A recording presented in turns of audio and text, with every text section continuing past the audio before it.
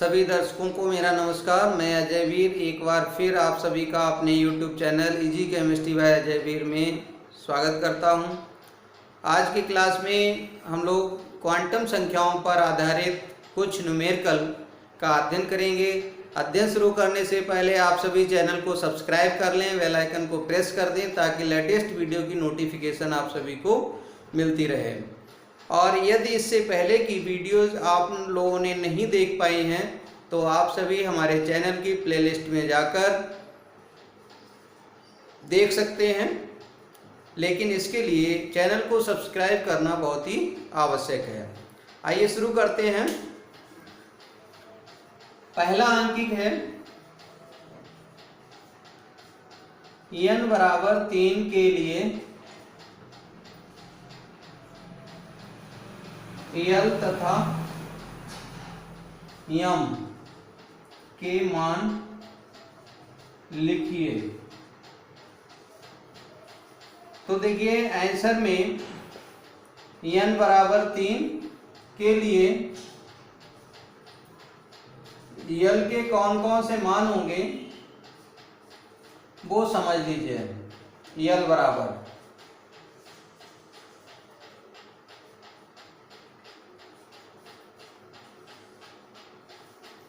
0, L बराबर 0 होगा, 1 होगा और 2 होगा। क्योंकि L का मान n पर निर्भर करता है, 0 से n-1 तक होता है, ये पहले ही बता चुके हैं द्विगेंशी क्वांटम संख्या में। इसके बाद m का मान देखिए, 0 के लिए m का मान 0 होगा,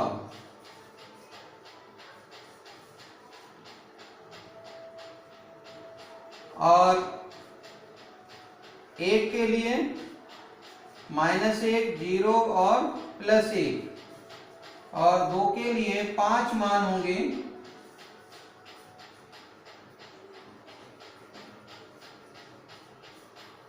-2, -1, 0, +1, +2। तो इस तरह से n बराबर 3 के लिए L और M के मान आप सभी के सामने हैं, जिन्हें आप नोट कर सकते हैं। 2 मिनट हैं आपके लिए।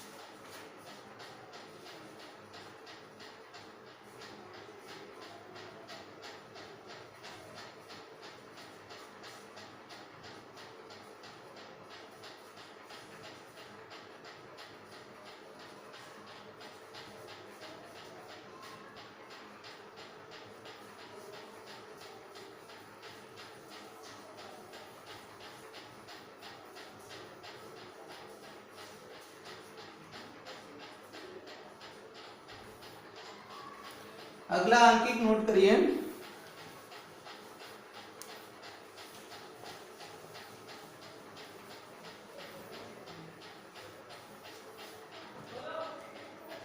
Cl माइनस आयन के अंतिम इलेक्ट्रॉन की चारों क्वांटम संख्याएं लिखिए। Question number 2।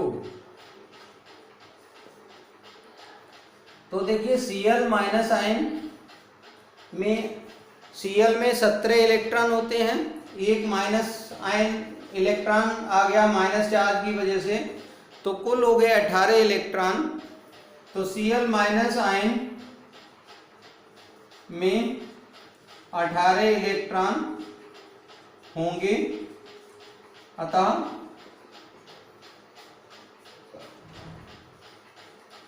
18 का इलेक्ट्रॉनिक विन्यास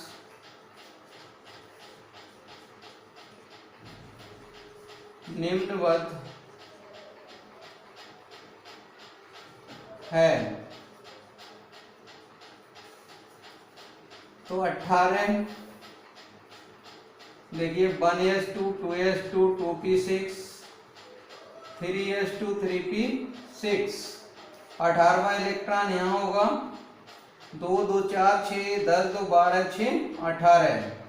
3 कक्षक हैं तो 12 के बाद 13वां इलेक्ट्रॉन 14वां 15वां 16वां 17वां और 18वां।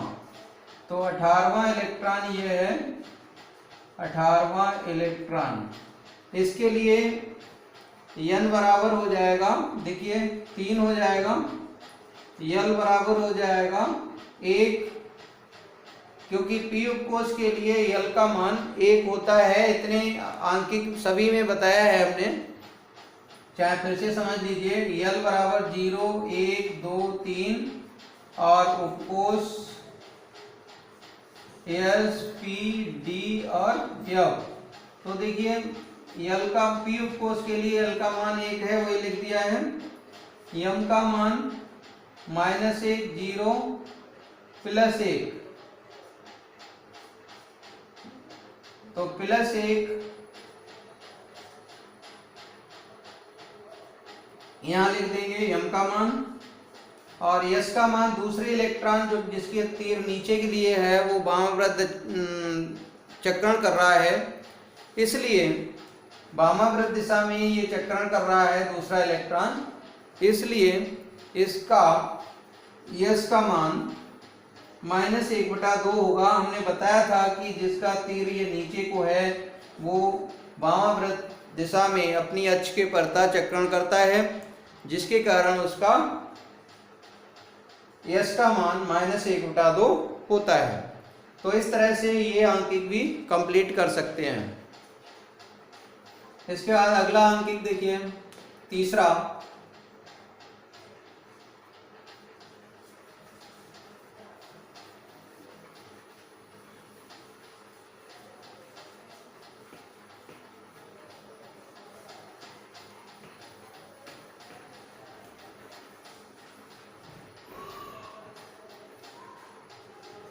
L बराबर 2 के लिए M के कुल मान बताइए। तो देखिए आंसर में हमने एक सूत्र बताया था, M के कुल मान बराबर होते हैं 2l + 1। 2 गुणा l बराबर दिया है 2 और 1 प्लस कर दो तो 4 + 1 बराबर 5। तो m के कुल मान 5 आ जाएंगे। इस तरह से ये अंकिक कंप्लीट हो जाएगा। इसके बाद तीसरा अंकिक था ये। इसके बाद चौथा अंकिक देखिए,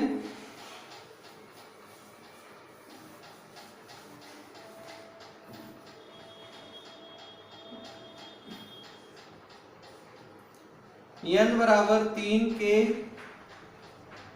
लिए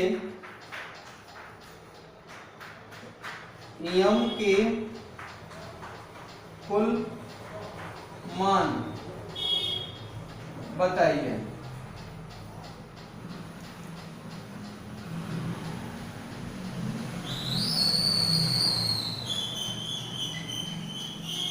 तो n बराबर 3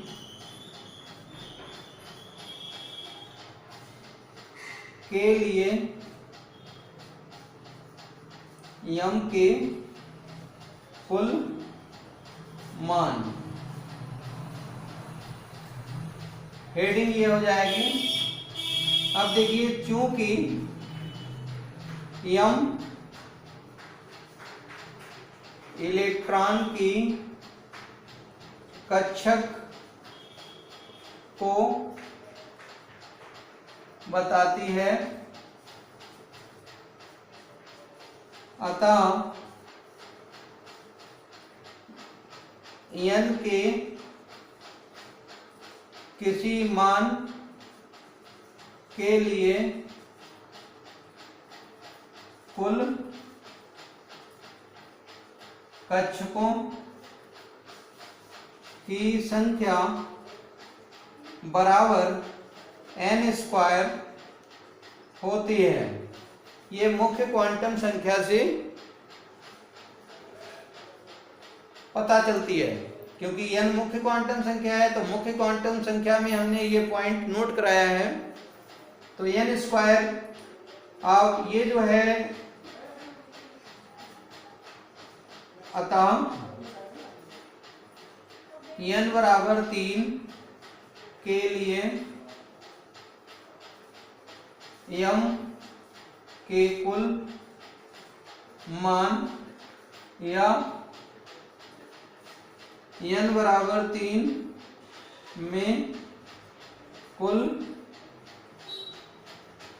कक्षकों की संख्या बराबर 3 का वर्ग बराबर 9। तो इस तरह से 9 मान आ जाएंगे। n बराबर 3 के लिए m के कुल मान 9 हो जाएंगे। इनको नोट कर सकते हैं। चलिए नोट करिए।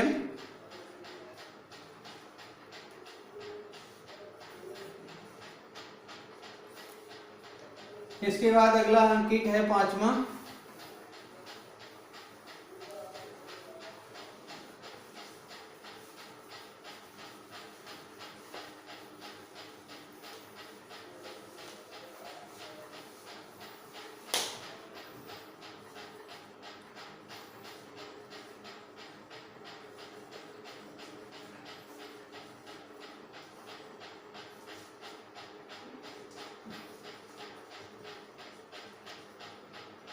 n बराबर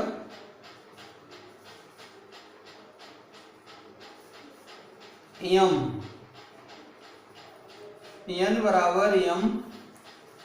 के लिए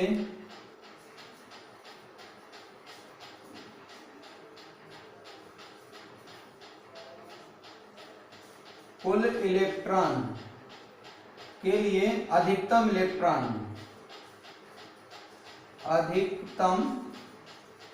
इलेक्ट्रॉन कितने होंगे, अर्थात n बराबर m कोश में अधिकतम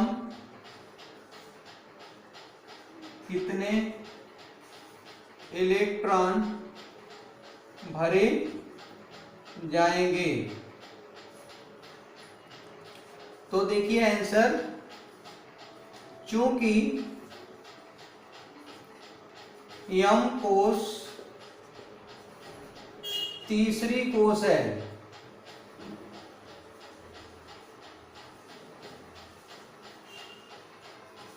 और किसी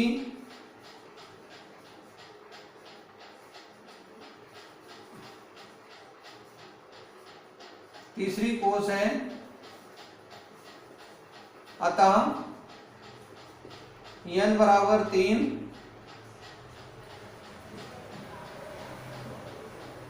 हम जानते हैं कि किसी कोश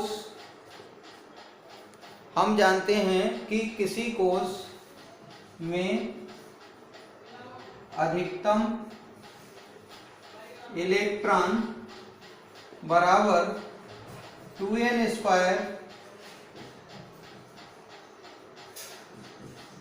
बराबर 2n² होते हैं, अतः n बराबर 3 के लिए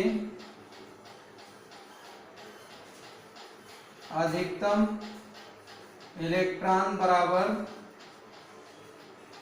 2 गुणा 3 का वर्ग बराबर 2 गुणा 9 बराबर 18। तो इस तरह से 18 इलेक्ट्रॉन हो जाएंगे। ये अधिकतम इलेक्ट्रॉन है तीसरी कोश में भरने के लिए। तीसरी कोष में अधिकतम इलेक्ट्रॉन 18 हो सकते हैं, इससे अधिक नहीं हो सकते। तो इस तरह से आप सभी ने कुछ न्यूमेरिकल का अध्ययन किया। उम्मीद है बहुत अच्छे समझ में आए होंगे। आज की क्लास में इतना ही। नेक्स्ट क्लास में नेक्स्ट टॉपिक के साथ फिर उपस्थित होंगे। नमस्कार।